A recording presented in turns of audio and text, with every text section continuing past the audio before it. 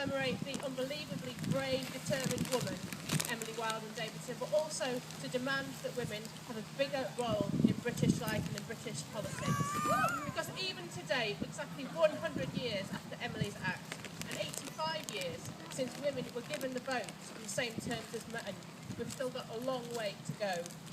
Just look at the House of Commons, where men outnumber women 4 to 1, where there are more millionaires around the cabinet table than there are women, where, in the words of the Forces Society, it's clear that if you're not at the table, you're on the menu.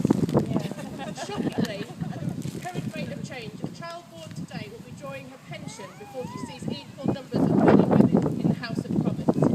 Simply put, we need women not at the kitchen table, but at the cabinet table.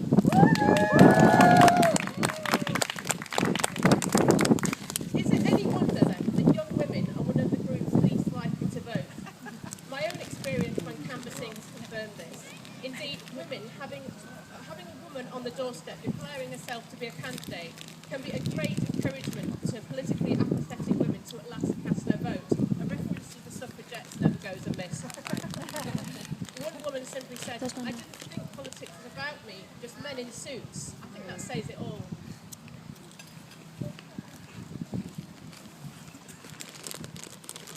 I often meet women who just say, "I'm not interested in politics," and then they'll go on to articulately discuss local school, health system, the transport system, and I say, that is politics.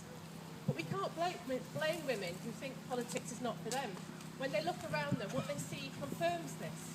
And we're here today because we all know that activism, that voting, that speaking up for what we believe in is important to us as breathing. You must lead by example and be unafraid to be labelled shrill, harridan, aggressive, strident. Personally, a day I don't get one of those labels thrown at me, I just think something's gone wrong. We are used to being told to shut up, to lighten up, to calm down, dear. But I don't think we should be calm, because we live in a time when women in the UK are facing a triple jeopardy in terms of austerity. Firstly, increasing unemployment as women make up the bulk of public sector jobs. Secondly, loss of income. Over 70% of government cuts today from women's pockets. Add to this cuts to legal, domestic abuse services, caring and childcare support, and you start to see the names so-called awful for so many decades, why so many brave women are slipping away. Of course, some people would like us to meekly accept the old order re-emerging, to leave it to the men to make big decisions. The diet and beauty industry, for example, would be all too happy to occupy us taking our money for the privilege while making a lot of us insecure, self-conscious and miserable. It's estimated that 1.6 million people in the UK are currently suffering from an eating disorder. Most of those are women, and some of them will die. Sorry.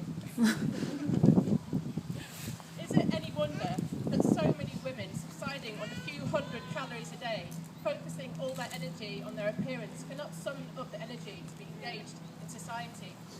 Margaret Atwood once said, "Without the art of self-decoration, life would be very, very dull." Now, I'm with Atwood, but when that art becomes not a choice, but a life-threatening tyranny, we need to take a stand. We need to take up not less space, but more.